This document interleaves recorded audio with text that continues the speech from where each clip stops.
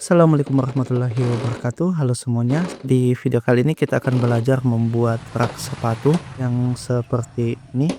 Ya, di sini saya sudah membuat rancangannya seperti ini dengan ukuran-ukuran yang akan kita potong nantinya. Dan ukuran ini kita akan kali 3 untuk yang di samping itu. Jadi kita potong sesuai dengan ukuran yang telah kita rancang. Nah, setelah kita potong, di sini saya sudah menyediakan bracket untuk engselnya. Seperti ini banyak di toko online. Cukup masukkan kata kunci bracket sepatu. Ini kemudian kita ukur untuk dinding framenya.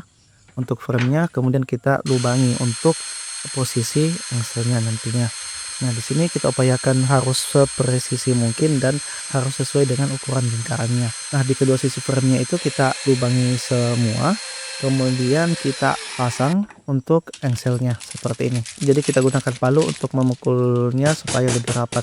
Jadi kita upayakan ketika waktu kita melubangi itu tidak terlalu longgar supaya memiliki daya rekat masing-masing. Jadi kemudian kita pasang di sini, kita tes dulu pasang tiap framenya.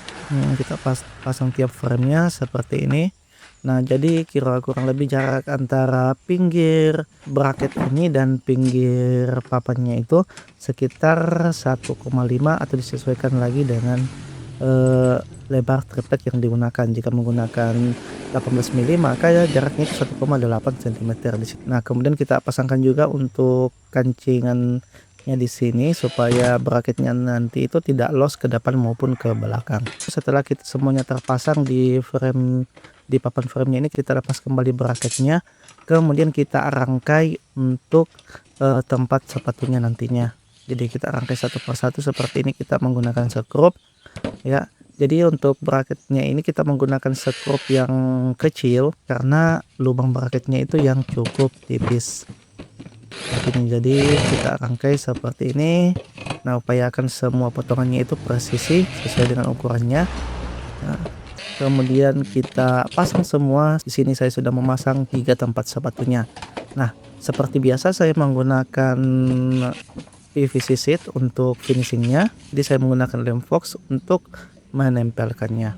Seperti ini. Jadi kedua sisinya itu harus dioleskan lem seperti ini. Ya, kemudian kita pasangkan. Nah, seperti ini. Jadi untuk pinggirannya sendiri saya menggunakan lembaran yang sama untuk penutupnya, jadi saya tinggal menekuk saja seperti ini ya, karena ini kelebihan dari PVC sheet gampang dan mudah untuk ditekuk seperti ini. Nah, kemudian setelah itu kita rapikan. Nah, selanjutnya di sini saya merangkai frame untuk tempat sepatunya yang tadi. Di sini kita buat, kemudian setelah itu kita berikan kancingannya masing-masing seperti ini agar tidak goyang-goyang ya, seperti ini. Jadi kita tidak perlu memberikan dinding di belakangnya ya, karena sudah ada di bagian bracket sepatunya yang tadi.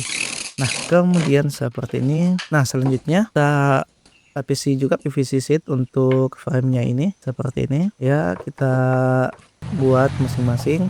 Jadi diupayakan presisi supaya kita tidak kerja 2 kali jika tidak menutup semuanya. Jadi di sini saya menekan-nekan menggunakan kain ya, kemudian merapikannya menggunakan pisau seperti ini. Di sini saya menggunakan gunting karena matanya ini cukup tajam untuk memotong PVC sheetnya.